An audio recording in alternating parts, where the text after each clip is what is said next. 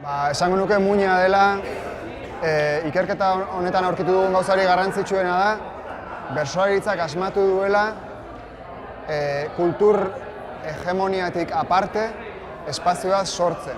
Eta hori nola lortu du? Bertsolaritza antolatu da gizarte mugimendu bezala, eta gizarte mugimendu horrek gauzatu du proiektu soziokultural bat. Eta proiektu soziokultural horretan sortu ditu sozializazio espazioak, lortu du jende diferentea artikulatzea, eta horri guztiari esker, momentu honetan bertsolaritzak lortu du osasun bat izatea, normalean inertziaz ez dagokiona. Nik idea ardatz moduan aukeratuko nukena da, izendatu gaituela gizarte mugimendu, nik uste dut izan baginela lehen ere, baina pixkat definizio horrekin ondo izlatuta ikusi dugula gure burua, azkenean bagarelako modu kolektiboan antolatu eta kultura adierazpide bat etorkizunera proiektatzeko helburu konkretuak eta ekinbide konkretuak antolatu, pentsatu eta gauzatzen dituen proiektu eta mugimendu bat, eta orduan nik uste dut horrek ondo definitu gaituela eta ni nagusiki horrekin geldituko nintzateke gero, beste gauza asko daude gizarte mugimendu horren barruan aipagarria direnak. Nabarmendu beharrekoa, alde batetik oso garbi esaten du bertsolaritza bigarren boom baten aroan dagola. Lehendabiziko booma gehiago izan zen jaialdi erraldoi eta jaialdi masiboena, eta bigarren boom hau ematen du gehiago dela formatu txikiagoko saio gehiago egitearen ondorioz. Alegia, publiko gehiago muitzen da guztira, baina saio bakoitzean formatuak ala eskatuta, gehiago egiten dira 150, 200 laguneko saioak. Eta nik uste hori dela azpimarratu beharrekoa, bertsolaritza gune desberdinetara iristen da, bertsokera gero eta desberdinagoak egoteko aukera ematen du horrek, mundu referentzial desberdinei lekua egiteko, orduan nik hoxe azpimarratuko nuke azterketatik.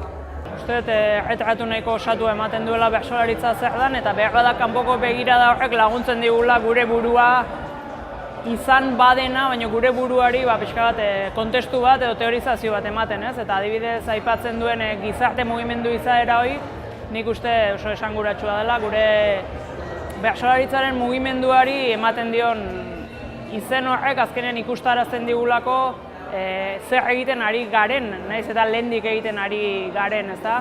Ze espazio desberdinetan ari garen lanean, nola sortzen eta autoeratzen dugun gure habitata, nola elikatzen dugun, nola espazio berrietara, jende berrietara iristen geran, nola hezkuntzan parte hartzen dugun, eta bar, ez? Eta, izatez lehendik ere bagenuen izate horri, izen eta marko teoriko bat jartzen dio, ez? Garaiak asko aldatzen ari dira, eta bertsolaritzarentzat erronka nagusia garai berrietara egokitzea da.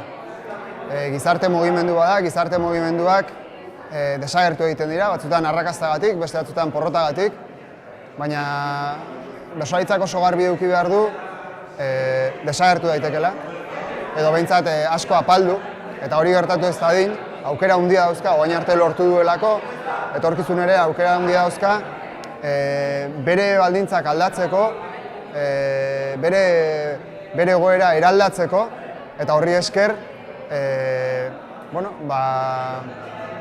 etorkizun oparoago bat lortzeko, eta hori da bere erronka. Nola aldatuko den etorkizunean egoera on batean egoteko, ez?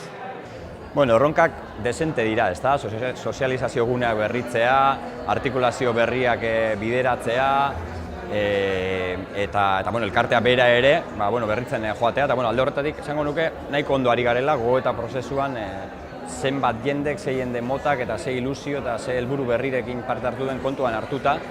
Eta nire personalki azpimarratuko nuke gogoeta gai izan den gaietako bat, eta da, pixkat, kultura adierazpide moduan indar handiagoa ipintzea datozen urteetan, bai sorkuntzan, eta baita diskursogintzan eta eragiletzan, ezta? Uste dute badaukagula kultur eredu geure bat arrakastatzua eta hortik badagoela zeresana euskarazko kulturaren barruan aportatzeko eta lan egiteko, eta sorkuntza aldetik ere bertsogintza badela adierazpide esanguratsu bat, gure ekarpen ideologiko eta estetikoak egiten ditugula eta alde horretatik, bueno, batetik gure buruarekin exigenteagoak eta anbiziotsuagoak ere izan gaitezkela eta horrekin ekarpen bat egin, ezta? Eta hor sartzen gara bertsolario, baina sartzen da gai jartzailetza, sartu daiteke kritikagintza eta horren sozializazio ere, eta bueno, nik uste datozen urtetarako hor badaukagula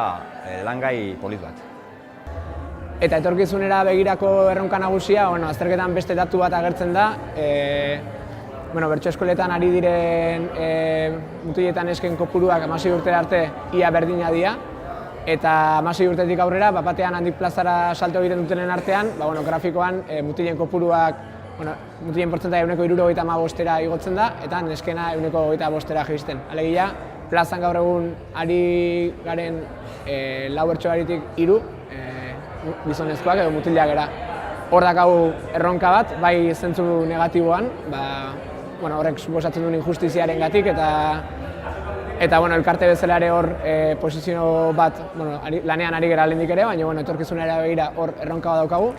Baina positiboan ere hor irabazteko espazio handi bat daukagu, emakumeak sortzen ari dira bai bakoitza bere izena abizenekin da bai taldean ere, eta ez da kasualitatea saiotan gertatzen den hori adibidez, hor plazaratzen dian gaitegiak, kantatzeko moduak, doinuak, horri lekua egiten asmatzen baldin badugu plazan, bertsolari danontzako uste dela sortzeko beste espazio bati sarbide ematea, eta mugimendu bezala ere uste lortzen badugu bertsolaritza bera parekide izatea, mugimendu bezala ere horrek beste leku baten jarriko gaituela, baina 10 urterako lana badaukagu hori hala izan dadin eta prest gaude.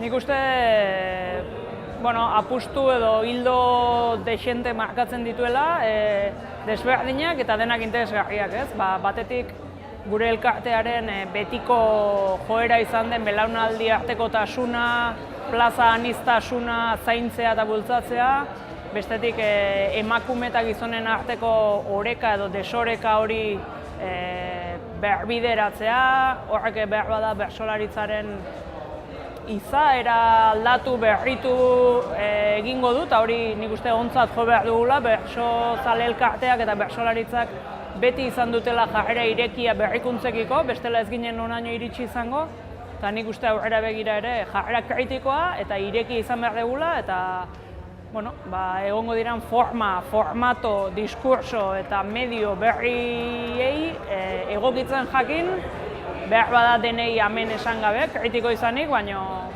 egokitu eta jarrera ireki eta autokritiko horrekin aurrera egin.